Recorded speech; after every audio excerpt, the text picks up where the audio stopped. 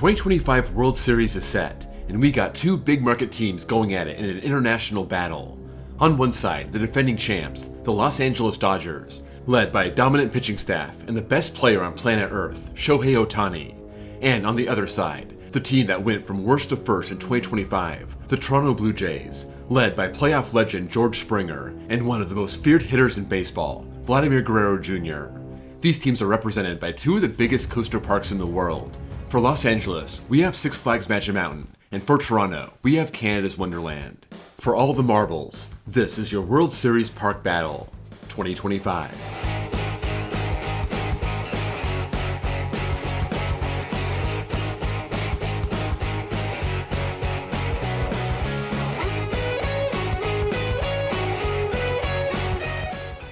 First, I'm going to do a bunch of coaster battles, assign extra points to coasters that don't have a comparable matchup, and then assign more points for flat rides. Whoever ends up with the most points wins the park battle, plain and simple. And I do try to be fair. I find it pointless to tilt the scales one way or the other. I call it like I see it. First battle, the Wooden Twisters. Apocalypse at Magic Mountain and Wild Beast at Canada's Wonderland. Neither of these are that great, but Apocalypse is much newer, built in 2009 by GCI, having some good rapid-fire airtime hills and fast turns in the first half, then kinda dying in the second half. But it's still a ride worth riding at Magic Mountain. Wild Beast opened with Canada's Wonderland in 1981, and even though I enjoyed the ride as a whole last time, it's just insanely rough. As of 2023, one of the roughest coasters I've ever ridden. Magic Mountain gets on the board first, 1-0. Next, the Battle of Inverted Loopers, Batman the Ride at Magic Mountain, and Flight Deck at Canada's Wonderland. Batman is one of many Bat clones Six Flags ordered in the 90s, this coming back in 1994, and over the course of 3 decades, it's been a good, solid, intense ride in Gotham City, now DC Universe, and it's hard to say anything bad about it. Canada's Wonderland wasn't so lucky. The year after Batman opened, they didn't get a B&M, they got a Vekoma, and 3 decades later, it's still seen as one of the worst SLCs out there. Easy win for Magic Mountain, 2-0. Now, the battle of the big-time Premier Rides launch coasters. Full Throttle at Magic Mountain and Alpenfury at Canada's Wonderland. Full Throttle is a short ride with a good layout, featuring that enormous loop, an amazing hang time moment, up, over, and through a mountain, a backwards launch, up and over the loop. It's definitely a rush, but Canada's Wonderland seems to have hit a home run with their new for 2025 Alpenfury, inverting riders 9 times, an out and back layout that has insane pacing. And I haven't ridden this yet, but everyone seems to love it and I can see why. I'm giving this point to Canada's Wonderland. They're on the board now, 2-1. Next, the height and speed monsters, Goliath at Magic Mountain and Leviathan at Canada's Wonderland. Goliath has a 255-foot drop, 85 miles an hour. Leviathan has a 306-foot drop, 92 miles an hour. And they both seem like short rides, although Leviathan has about 1,000 feet more of track than Goliath.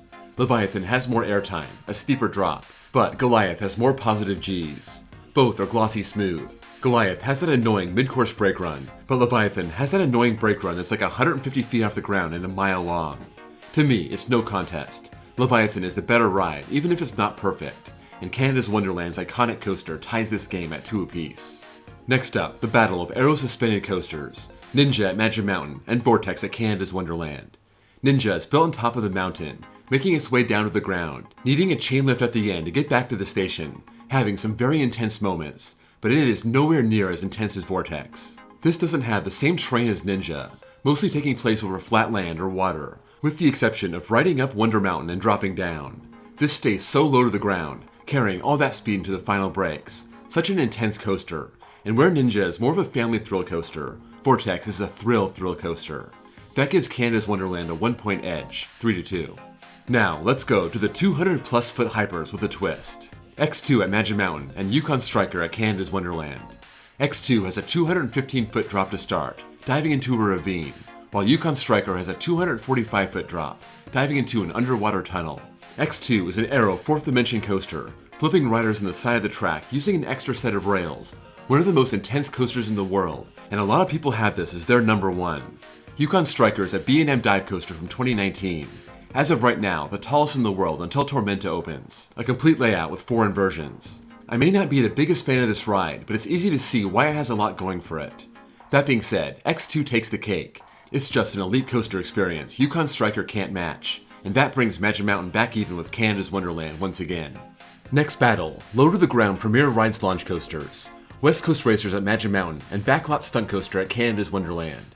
Both are somewhat family-friendly, but bring some intense moments. West Coast Racers having 2 tracks and 4 launches, a Mobius loop so you can ride both tracks on one ride, 4 inversions total.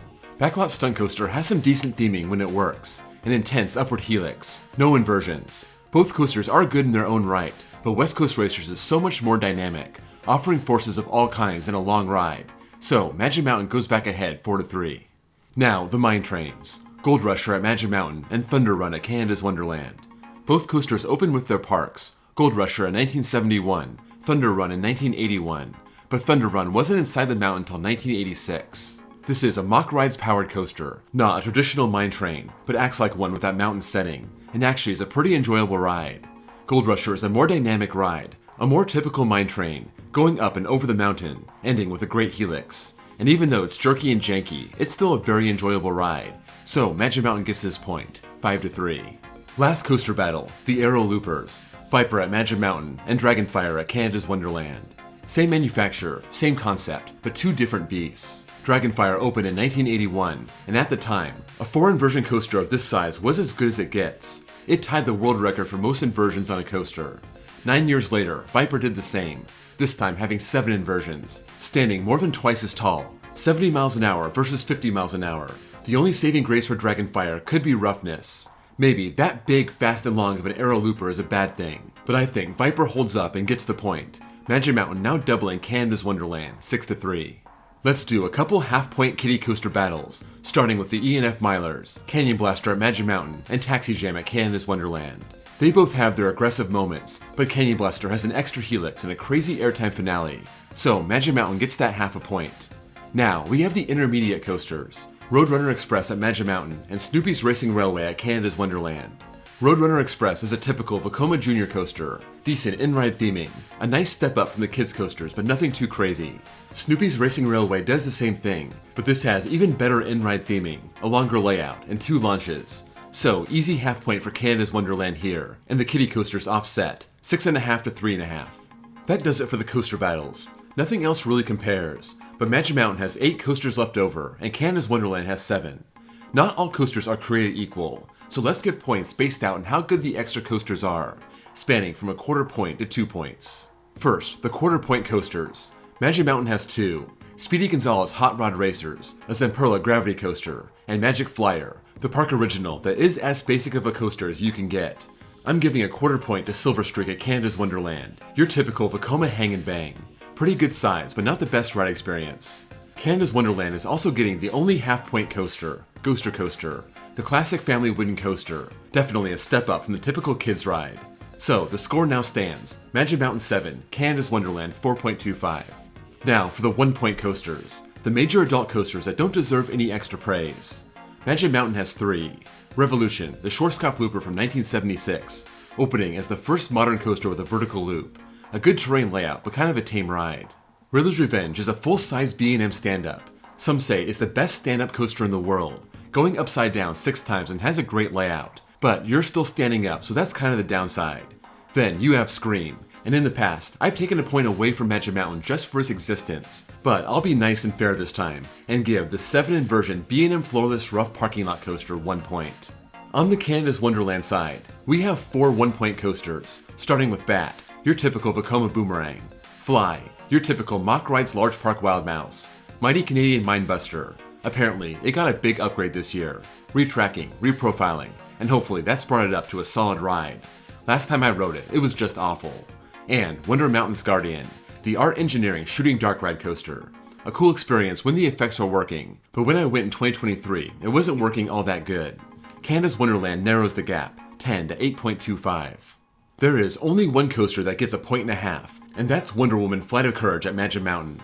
This RMC Raptor is 131 feet tall, has 3 inversions, airtime moments, and despite being an RMC, it isn't the best ride, but still deserves more than 1 point, so I think it's fair to give it a 1.5 points. So Magic Mountain 11.5, Canada's Wonderland 8.25. Now, the 2-point coasters, the max I'm giving out for extra coasters, and Magic Mountain has 2 of them. First, Tatsu, the massive B&M flying coaster. And it's too bad Canada's Wonderland took out their flyer, Time Warp. That would have been the mismatch of all mismatches. Potatsu is considered one of, if not the best flying coaster ever, using terrain so well. So it's a 2-pointer, along with Twisted Colossus, the park's best coaster. Canada's Wonderland has no answer to this RMC hybrid. 2 tracks, Mobius Loop, almost 5,000 feet of track, great airtime and hang time, easy choice for 2 points. Canada's Wonderland answers with one 2-point coaster, Behemoth, the B&M Hyper. Just a pure airtime machine, camelback after camelback, 2 helices to end. Magic Mountain doesn't have a graceful airtime machine to match, so with those 2 points, the score stands Magic Mountain 15.5, Canada's Wonderland 10.25. It may seem over for Canada's Wonderland and the Blue Jays, but they have one ace up their sleeve, their secret weapon, their flat ride collection. Magic Mountain has 3 standout flats, Krasanity, Lex Luthor Drop of Doom. Those get 1 point apiece for being great flat rides. And Justice League Battle for Metropolis, that's getting half a point. So, does Canada's Wonderland have enough to push it over the edge? I think they have 6 very good 1-point flat rides, including Lumberjack, Soaring Timbers, Thunder Twister, Sledgehammer, Drop Tower, and Cyclone. That brings the score to Magic Mountain 18, Canada's Wonderland 15.75.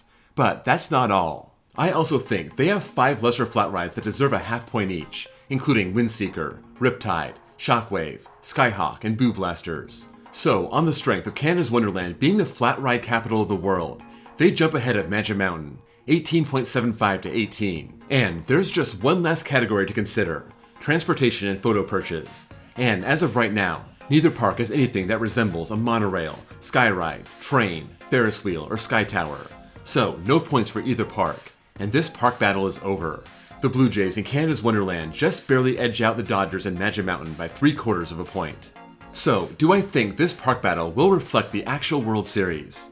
I don't. I'm not super confident the defending champs will go back-to-back, but they're healthy. They actually have their pitching lined up for the first time in who knows how long. They have an advantage over the Blue Jays in every aspect of the game, so if they play well, they should win. I just don't know if they'll play well. They were red hot at the end of the season, and over the first 3 rounds of the playoffs, but they've had a whole week to cool off. The last 4 times I can remember were one team swept the LCS, and the other team had to win a Game 7. The team that won Game 7 won the series, and usually they won the series very easily. 2012, Giants over Tigers. 2007, Red Sox over Rockies. 2006, Cardinals over Tigers.